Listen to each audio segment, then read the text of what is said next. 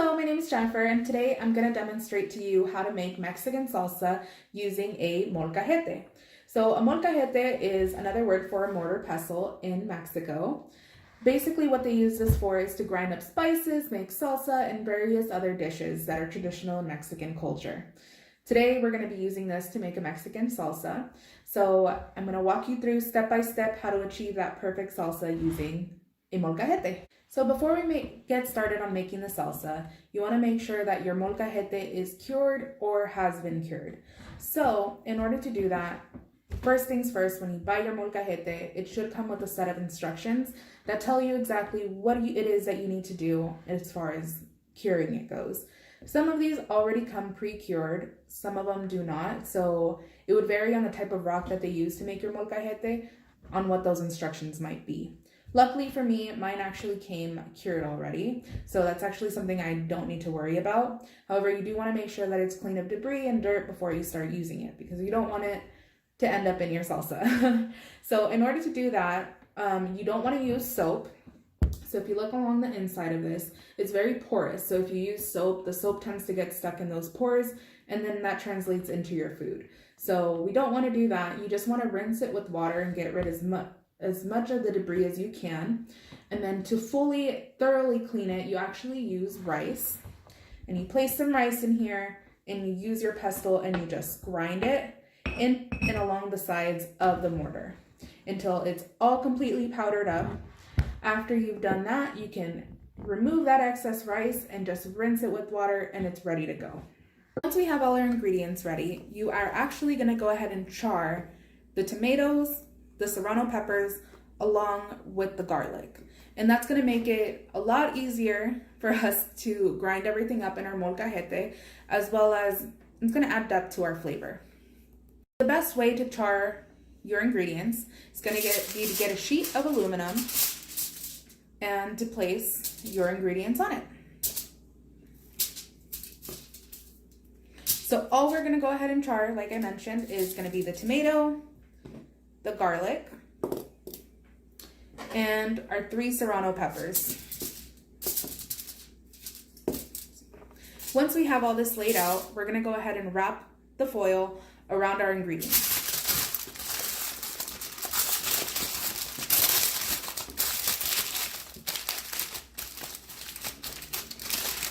Once we have it wrapped with the layer, we're actually going to go ahead and grab another sheet of aluminum.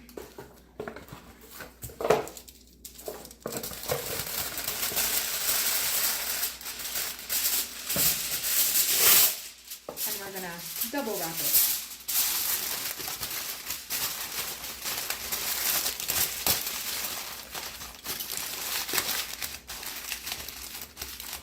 So once it's all wrapped, it should look like this.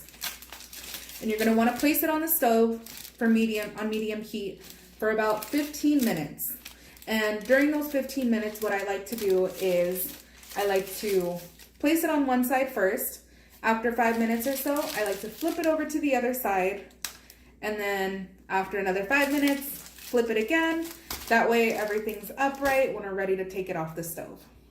While my ingredients continue to char on the stove, I went ahead and chopped up the onion, cilantro, and our 2 limes. That way it's all ready for when it comes off the stove.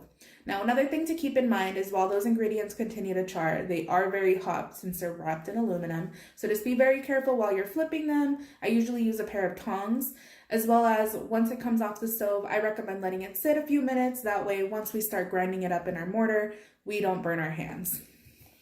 Alright, so once your ingredients have been charred on the stove, this is what it should look like. And so your jalapenos or serranos, whatever pepper you're using, should be slightly browned a little bit. And then your tomatoes are going to look pretty soft. And we're going to go ahead and start mixing everything into our molcajete. You want to start off with the firmer ingredients first because it's easier to mix in the mortar on its own. To start off, we're going to go ahead and grind our garlic. So I'm going to grab our 2 cloves of garlic, and we're going to throw it into our molcajete. Then we're going to grab our pestle, and we're going to go ahead and begin to grind it. I also like to use this step In this step, I also like to add salt to our garlic, and it helps form it into a little paste.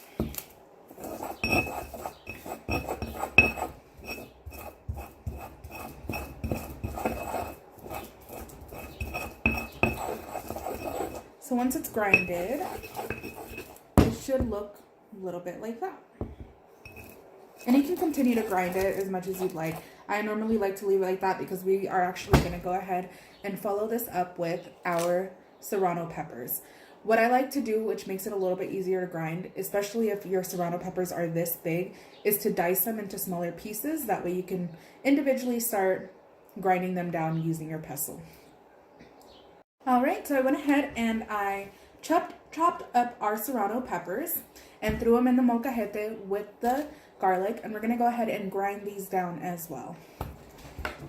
It is a little bit tougher to grind these down with the pestle because they are a little bit tougher. So it's going to take a little bit, but just be patient because it's definitely going to be worth it in the end.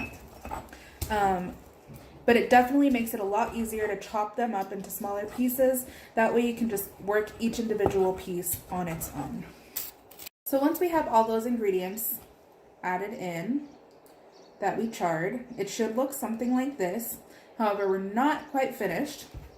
We still have to add in our onion, our cilantro, and our lime. So in order to do that, go ahead and we're just gonna add them in. So I have our 1/4 cup of onion and our 2 tablespoons of cilantro, and we're just gonna go ahead and slide it on in.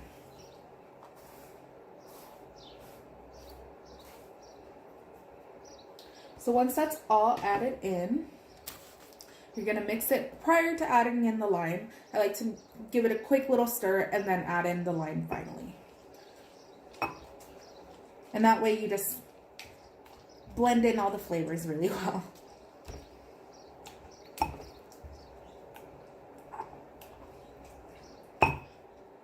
And I also like to mash the onion just a little bit, not too much to where you're pureeing it, but just so that it releases a little bit more flavor into your salsa. All right, so now we have that right there. Once we've added in all our ingredients and grinded everything up, your molcajete salsa should look like this. Now, all the ingredients that we use to make this molcajete salsa, you can actually also just throw in a blender. The reason I like to use a molcajete to do the salsa is, for me, it helps deepen the flavor of the salsa that we're using. So feel free to use a blender if it's more accessible to you, or if you're having trouble finding a molcajete, you can definitely just use a blender. You can substitute the peppers that we used in our salsa and make it a little bit more custom to you. To keep in mind, one of the main things to do before any of this in the salsa is making sure that your molcajete is cured. And like I mentioned before, it should come with a set of instructions that tell you whether or not it's been cured, and if it hasn't, what steps you need to follow in order to cure it. Feel free to ask me any questions if you have any, and also enjoy.